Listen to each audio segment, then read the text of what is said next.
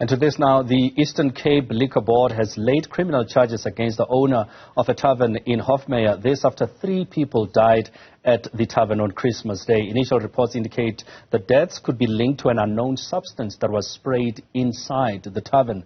For more on this, we are joined by the spokesperson of the Eastern Cape Liquor Board, Mgwebi, Msiya. Msiya, good evening and thank you so much for joining us. Good evening and to you and the viewers. Let's go Thank you for having us. Thank you so much. Let's go straight into it. What is the situation at the moment? We know of the incident that happened on Christmas Day with the reported deaths. What has led to this arrest? Thank you very much once again. Perhaps let me start by, indicating our frustration and disillusionment, by what happened in Hofmeyr at that liquor outlet. We are very, very devastated. In fact, we are even disappointed because it's something that we never expected following what we experienced in June at the Mgwebi tavern here in the Eastern Cape. We were under the impression that our liquor traders will start really to take the responsibility and ensure that they adhere to all the trading conditions. So that is why we are very, very, very, very disappointed by what happened there. But we equally send our condolences to the families that lost their loved ones, the 3 young people that perished in that in that liquor outlet. The information we have so far, is that somebody sprayed, a substance inside the tavern, which suffocated, the patrons that were in the tavern at that time.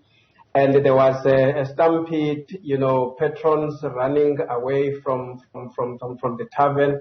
And in that process, some of them fell and they were trampled on. Hence, we had the 3 that passed on that day. So we have since intervened as the Eastern Cape Liquor Board and with the assistance of the South African Police Service, the manager and his assistant were arrested last week. They are currently in custody. And today we laid a charge against the owner, the registrant of that liquor outlet, because we want to be very, very, very clear in terms of the actions that we take against these very apparent behaviors by our liquor traders who flout their trading conditions, more especially allowing young people into their establishment and even serving them alcohol. I want us to touch exactly on that, the issue of minors being sold alcohol. You made reference to the Mgwebi matter. What has been done subsequently after that tragic incident in Mgwebi to, I guess, maybe educate or inform, or even one can dare say warn, the traders not to sell to minors? Look, subsequent to what happened at Mgwebi, we've not rested as the Eastern Cape Liquor Board. I must also indicate that many stakeholders are doing a lot, in response to what happened at Mgwebi.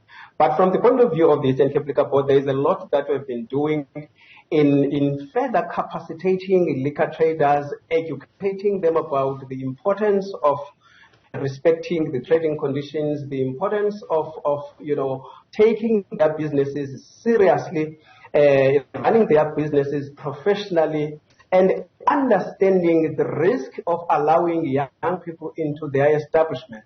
That may even lead into the revocation of their liquor licenses. So we've been all over the province since that time. And in some instances, we have even conducted blitz operations where we visit, we make an announced visit to these outlets so that we can really identify those cases of non-compliance, etc. So there is a lot that we are doing, we are still doing in the Eastern Cape to ensure that we prevent the reoccurrence of what happened, at the Mgwebi tavern.